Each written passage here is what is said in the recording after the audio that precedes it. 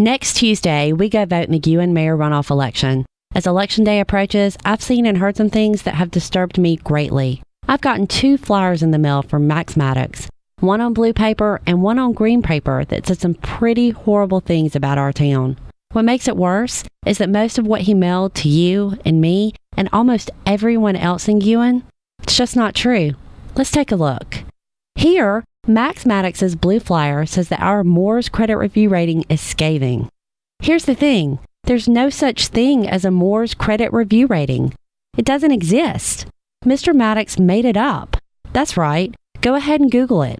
There's no such thing. He just made up a rating system that doesn't exist out of thin air in order to portray our city in a bad light. The truth is, there is a real review system put in place by Moody's. You can Google that and find out it's a real rating system, and they have given Guin a very good bond rating, Ba1, not scathing at all. In this section, Maddox claims that our debt ceiling is overextended. He doesn't tell us where he got this information. Why not? Because once again, he just made it up.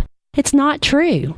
Matt Adams, the Senior Vice President of Public Finance at Raymond James, a nationally known brokerage firm, he reviewed Guin's finances and calls the city's debt minimal. He confirms that we've made every bond payment on time, and those payments are causing our debt to be, quote, reduced and retired, just as it should be. But why do we have most of the debt that we have? Well, nearly $5 million of Guin's debt was incurred when Max Maddox was mayor. He doesn't mention that in his flyer.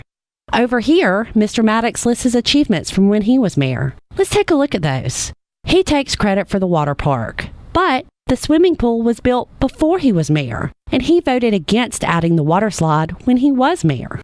When Fred's was being recruited to come to town, Phil Seagraves, who previously worked as a manager at Fred's store, arranged for the meeting at corporate headquarters and made that meeting possible, but Mr. Maddox conveniently leaves that out. The most interesting companies on the list are Carriage Homes and Champion Homes. Neither of those companies are still in business, and their recruitment contributed to the $5 million in city debt that came about when Max Maddox was mayor. The truth is that reliable media sources like the Alabama Municipal Journal have come to Guin and call it a city poised for growth. Guin's property on I-22 is worth more than twice what it was when we bought it.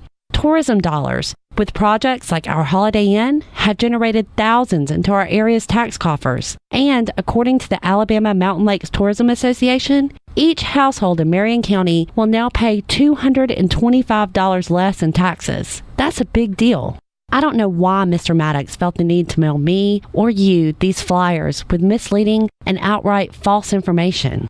I do know that I won't be voting for someone who would do that. The truth matters to me and my family, and I need to know that I can count on the people I vote for to be honest before an election, or I certainly can't trust them to be honest after the election. On Tuesday, I'm voting to re-elect Mayor Phil Seagraves, because at my house, honesty matters.